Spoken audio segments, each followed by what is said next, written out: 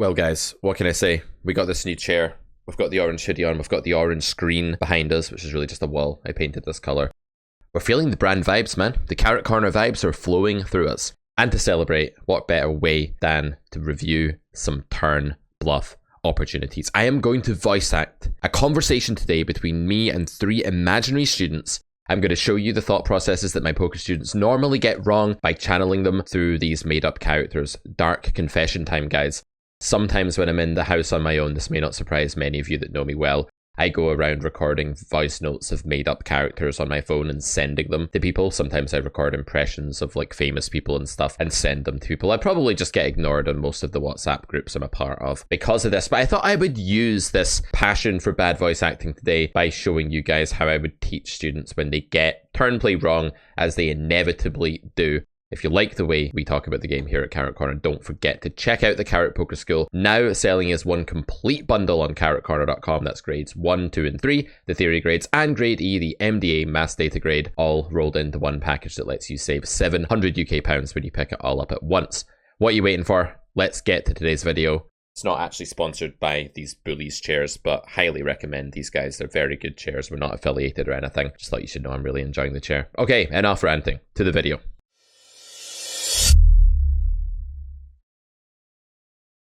What's going on, guys? So I have 3 imaginary students on the line in my head. This is like proper crazy coach has a psychotic break on a YouTube video kind of stuff. But I would like to show you how these interactions with students would go. The characters that I voice act in this video are going to be a little bit over the top and like kind of especially bad at poker in their own ways. But I hope this is going to be entertaining and amusing. And I don't mind completely embarrassing myself and looking like a complete idiot as I make this content. So off we go. We have pocket 4s in this hand. We open in the hijack and are called by big blind. The flop is ace queen 6. No reads or anything on this player. This is 200 zoom on stars. We bet big here, playing big bets on ace queen 6 with the flush draw as standard. You could also build small here, but I build big. Villain calls and we get the jack of spades turn, villain check. So just before we get the opinions of the 3 people on this spot, let's introduce them. So first off, we have Wes from London on line 1. You there, Wes? Oh, yeah, mate, yeah, bruv, innit? That's king, yeah? Innit? You flushing, mate. Okay, we'll hear a bit more from Wes in a second. Do we have Jem on line 2 from the United States? Hey, Peep, what's up? Big fan of the channel, man. Really like your content, man. It's great stuff, man. Looking forward to this, by the way. This will be great. Yeah, me too. This is going to be a lot of fun, I hope. And finally, we have Dean from a fellow countryman from Scotland on line 3. How's it going? I just think that it's really important that you use solvers and you try to get as close as possible to everything they do. Okay, Dean, that definitely tells me a lot about how you think about the game. That's a useful intro. Thanks for that. So what would you guys do in this spot? Jim, if we go to you first, how are you playing 4s on the turn here? Well, I think we have a lot of better bluffs in this spot, Pete, actually. We could have a king for a gut shot straight draw. We could have a spade in our hand, or maybe something like 10-9 for the open end, or perhaps a diamond draw, like 7-8 of diamonds. I don't know if we open that, but 7-8 or something. So as far as I'm concerned, this is a check because we have better bluffs. Okay, the better bluffs fallacy. This is a good one. I'm glad this actually came up. So people like to compare the hand that they have here, Jim, with the hand that they would like to have, because they can imagine themselves having a hand, like you mentioned, like the 8-7 of diamonds, and being really happy with that. And clearly that is a hand that can bet and should bet at a really high frequency in a GTO strategy. I think one of the issues here, though, is that we shouldn't be comparing our hands to hands that we don't have. What we should be doing is comparing our hand to the spot and asking, is it okay to bet this hand? Is the EV of bet better or worse than the EV of check here? So if you imagine that like 7-8 of spades will always have a higher EV than pocket 4s, it's just a better hand with more nut potential. But that doesn't tell us what to do with pocket 4s. All it does is express like a kind of, I wish I had this hand instead sort of idea. With 4s then, we still have to get to the bottom of whether we can bet or not here. And I did actually choose to bet here, or at least mix some bet. And I think this is totally fine. I think there's definitely a case we're over betting as well here because we're hijack. I'm not sure all of the king 10 off is going to be in big blind's range. So that's way less nutted combos. And of course, we have that monopoly over the ace queen type combos that they're going to 3-bet pre a lot and raise flop with. Pocket 6s, they're going to raise on flop a lot, if not always, and things like that. So definitely a big nut advantage spot where you can overbet. Should you see bet in the first place? Like, I think yes, you can. And the reason for that is your range is incredibly strong here. This jack is a great card for your range. Your range doesn't have a lot of air, like you'll be hard pushed to find too many combos of just nothing here. And when your range is in a great spot, you can usually just go ahead and bet the turn. Like there'll be no problem with it as long as you aren't committing like a polarization error. So that means that although Forest is a miserable hand, and although we would rather be holding a hand like a gut shot maybe, or a hand like a flush draw, that doesn't mean that betting Forest isn't still okay, because in theory there's going to be quite a lot of fold equity in this spot. It's not going to be like a grim spot where you need a certain requirement to bet. There are horrible spots for your range where you do need to have, let's say, a better draw, more outs than this, higher caliber of outs than this, or something like that to go ahead and bet. But for the most part, as long as you think your range is in a good spot, and what we're going to be seeing time and time today is that you can go ahead and bluff hands that look quite pathetic at first glance. One, because you don't really have a lot of other air hands in this spot. This is like very close to the bottom of your range. And two, because you don't need to meet a certain threshold of equity or out quality in spots that are this good in order to bet a hand like Force. It's completely fine. Let's just take a quick look at the sim here. The first thing I'd like you guys to look at here is actually in position EV on this turn node here. This is an amazing spot where we actually have an EV of 64% of the pot. This is huge. That means that of all the chips in the middle, a good bit over half of them are going to us in theory. So if everything pans out as it's meant to, we get way more of the pot than Villain does with our range than they do with their range. So happy days. What this means is that we don't need to be too fussy about what we're bluffing. It's not even just the case that we're allowed to bet and certainly allowed to overbet with fours. The darker shade there is a B150 and the lighter shade is a B75, but it's actually doing that really, really often. Now, there are certain suits of fours there that it's not big on betting, depending on suit, but let's not worry about that too much. A lot of that ends up being kind of solver noise where the opponent's playing in a really specific way with their own combos, and I don't want to go into that too much right now. What I really want to get across today is that with this big of a nut advantage and range advantage, with our range doing so well, don't be fussy with your bluffs. You can eat into your showdown value and you can bet things like Jack 10, because even though checking is good, the fold equity is really good too.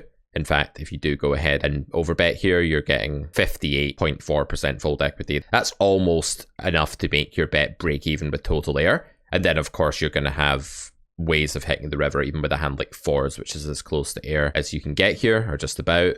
You know, you can hit a set on the river, win a massive pot, and so you can see why this is very plus EV. You're getting almost enough fold equity immediately here to make this bet fine, and then you're getting that implied odds of like binking a 4 and winning a massive pot with that nutted hand sometimes. So do look for spots where your range is dominating, where you're in position, where your EV is sky high with range, and then let go of your standards in those spots. Don't look for flush draws. Don't wait to have a comfort blanket here. Don't wait to have some hand you don't have. Don't compare fours to a hand like, I don't know, the King 5 of spades. Like, of course, King 5 of spades is a better hand. It's entitled to 33% of the pot, whereas our lowly pocket four is only entitled to 11%. But that's not what we're comparing. We don't just want to bet all of the hands with higher equity in EV first and not the other ones. Otherwise, we'd actually be playing like a really strong, unbalanced, linear strategy, right? We wouldn't be utilizing fold equity enough with our good hands. Another thing we probably want to add here is that if we do overbet this turn, you can see here that Villain has to play in a really difficult way here. Like Ace X is already super indifferent, and that's crazy. Even Ace Jack is folding to the turn overbet there at some frequency. I guess that's blocking bluffs with the Jack and stuff, but yeah, people aren't going to fold Ace Jack, so if you do have a value hand here, it looks like overbet's a pretty good way to go on this node exploitatively. And if you have a bluff, like the B75 might actually do a bit better, but they have to fold a lot of top pair even so. So you might find that these wet turns, they're a little bit underfolded, so that could be like an exploitative objection. But then again, I don't know. I think it's still completely reasonable to bet this hand against most pools, maybe not like really weak players or stations or fish or whatever, but overall I think this is a really misunderstood thing where people think that you need to have a certain standard of hand, like from early position, these are going to become your bluffs at really high frequency. That makes a lot of sense, Pete. Thanks for the explanation. Yeah, no worries. Okay, so let's move on to another hand and we'll give one of the other guys a shot now. Okay, in this spot, let's go to Wes now. Let's see what Wes thinks about this. We have the King 8 of spades, Wes, okay. Oh yeah, mate. Yeah, cool, mate, bruv. And we open the button. Called by the big blind.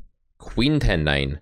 We go for a small c-bet. We are playing small c-bets in this spot. Villain calls, and we end up on the 5 of clubs turn. Villain checks. And we have the turn barrel opportunity here. How would you think about this spot, Wes? You want to wrap a flush, mate, isn't it? Yeah, flushing, mate. Yeah, you just bet, mate, isn't it? You wrap a flush, mate. Right, so I kind of agree with your answer here. I did choose to bet, but my reasoning wasn't that I wanted to rep a flush. Like, it is true that there is a certain value range that I guess you could use this language, the storytelling language, that we're saying that we're claiming to have when we make a bet like this. And a large part of that is indeed going to be flushes, but we're also going to be value betting straights and sets and 2-pair and overpair plus club and stuff like this here as well. So our value range is more than just flushes. What makes a bet like this good isn't so much that we're saying that we have a flush and therefore villain has to believe that and fold all of their 2-pair. Like, that ain't going to happen, and that's a good refutation of the representing fallacy. You know, if you're repping a flush, does that just mean that villain folds all things that lose to a flush? Like, of course not. No, that never ever happens. So quite clearly no one ever believes that you just have flushes because you've bet the turn here. I think what's going on is that, again, you're not in an amazing spot for range. You're in like a bit of a lower EV spot for range than before. The flush card coming on the turn tends to favor the flop caller because it negates many of the straights, overpairs, sets, and 2-pair that the button c-better is going to have at a higher frequency because, you know, 1, we have those hands more pre-flop, and 2, we didn't get raised on the flop here. But I think what's really happening is that even though this spot's not amazing for range, it's not a horrendous spot for range, and you're going to have to find bluffs that fall into various groups. So you're going to want some high EV bluffs here, and you're also going to want some lower EV bluffs here. And your lower EV bluffs will have a standard. You know, there will be a bar that you have to jump over here with respect to bluffing. Like, can you bet a hand like 6-4 of diamonds in this spot? No, I really, really don't think that you can. And we'll look at the sim in just a second. The reason for that is that because your range isn't doing so well now, you do need more quality and quantity of outs than you needed in the last hand that we looked at. We don't just get to bet a hand like pocket 4s no club in this specific spot. King 8, however, does have a nut gut shot. It's got something, and usually, unless the spot is horrible for your range on the turn, something is enough. Like, let's take a look at a sim.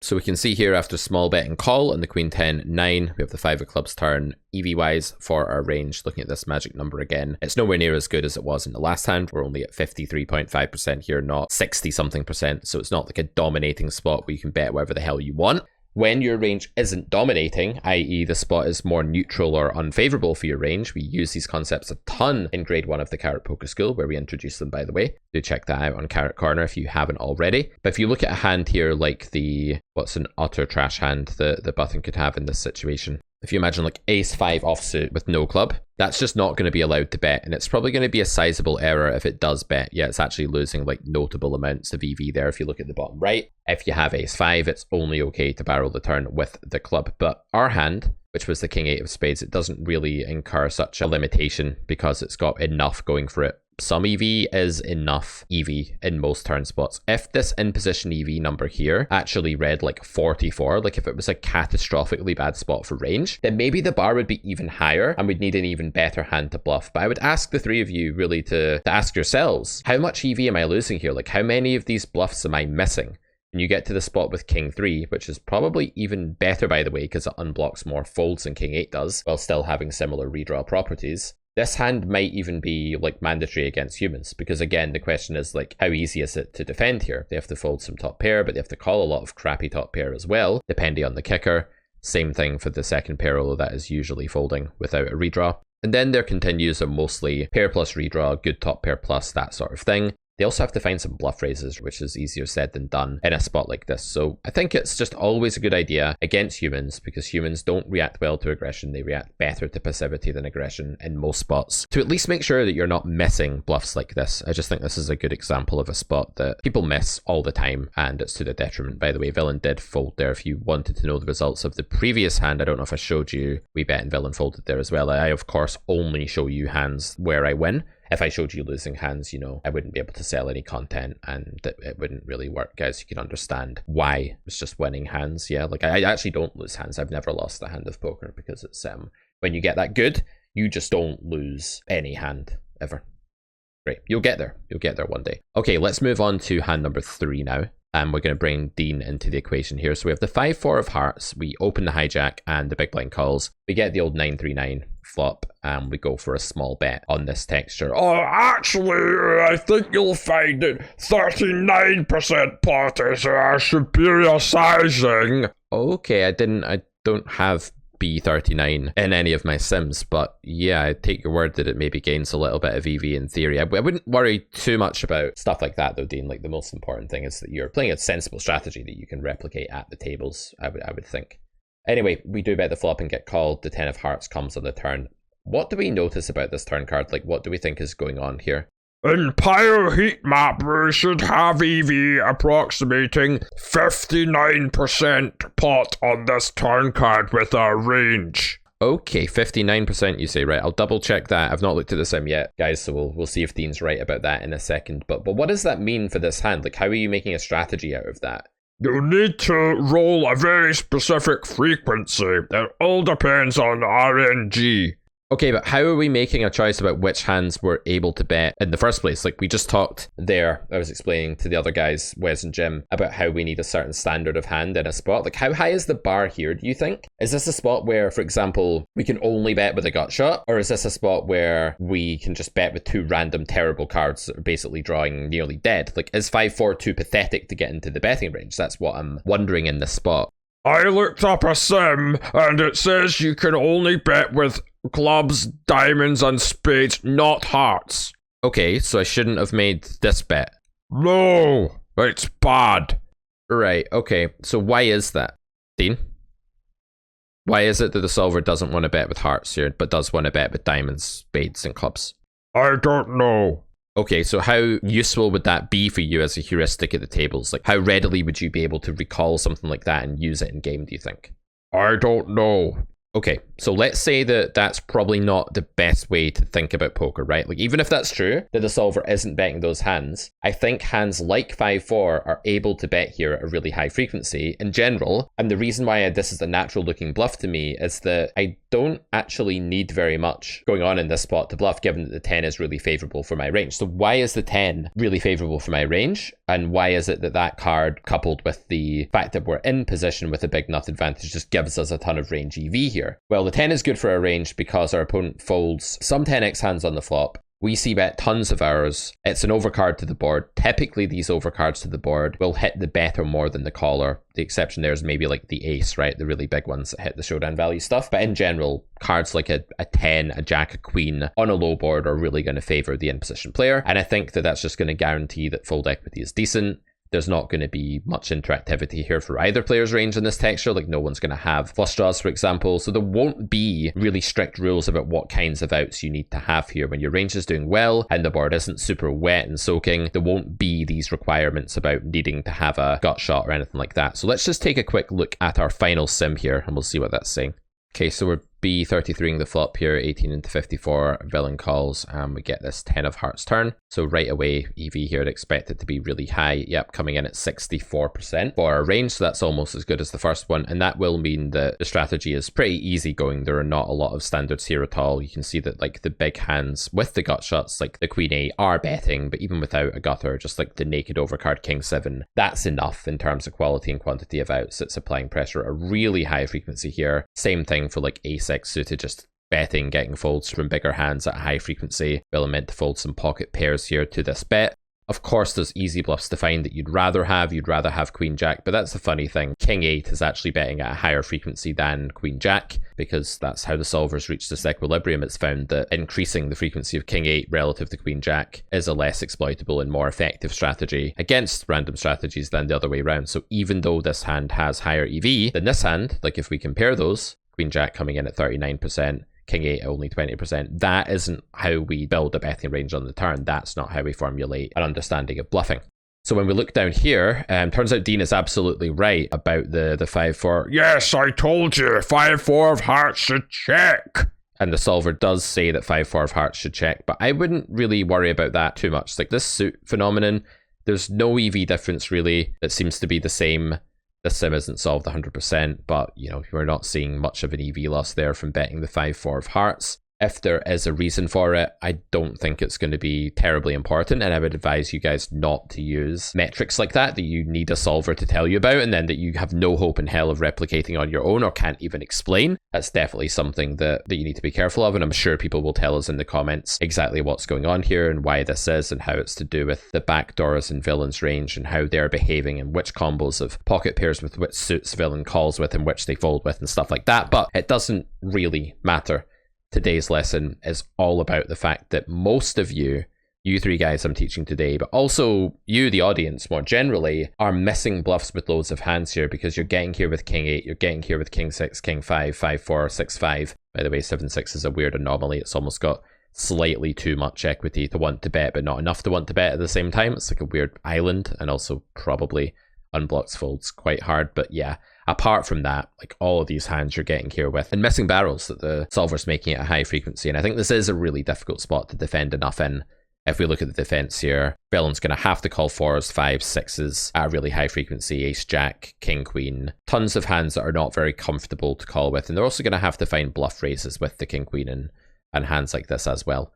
So overall, I would say this spot's more likely to be overfolded than the other ones that we've looked at. And yeah, just again, really good evidence from the solver here that what we're looking for is range advantage, being in a favorable world, having position, having the uncapped nut advantage range, and then looking to bet way more than most people do, and looking to get rid of the standards that most people have about bluffing that actually stop you being aggressive enough and stop you making bluffs in key situations. So I'll just give you all a final bit of feedback now about your games. You know, Wes, don't think so much about the sort of he thinks, I think meta game. Poker's not just all about repping stuff and your opponent believing you or thinking you have a certain thing. There's an objective element to it as well, which is just like what your hand is in a certain situation given two ranges and then how it's meant to play. And that's the theory that we talk about in the Carrot Poker School, which Wes I'd recommend you check out at carrotcorner.com, by the way.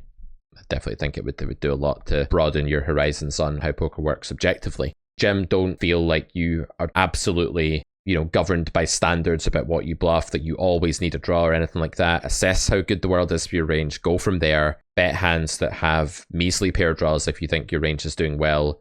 There's no issue with that at all. The fold equity makes up for the lack of quality and quantity of your draws. And then, honestly, maybe spend a bit of time away from the solver. Try and figure some stuff out on your own. It's not really about what's happening and copying. It's about understanding why what's happening is happening and being able to derive heuristics from solver outputs and ones that you can actually replicate at the table. You know, there's not much point in being able to read off the screen that 5-4 of hearts doesn't barrel the turn and therefore condemn me for this play, but then approve it if I have 5-4 diamonds, but then have no idea why you're doing that. That's just nonsense. It's like copycat behavior. It's not really something you can replicate in game, and it's going to drive you insane as well. Although, come to think about it, I've just had a conversation with 3 non-existent people here in my office. Maybe I'm the one who's insane. You can let me know about that in the comments, and I'm going to go away and interact with the world a little bit. Maybe pick up the phone and phone a real human now and get back in touch with reality before I have a complete mental break from recording this video. If you liked it, let me know. Hit the like button, guys. If you didn't, let me know. Happy to make more of this kind of silly, fun content for you. But of course, there'll always be the sort of underlying current of poker theory mixed in there as well. It's carrotcorner.com for everything else from us. I'll see you again for another video very soon. Thank you to our 3 contestants today, and thanks to you, the viewer, for watching. Bye for now.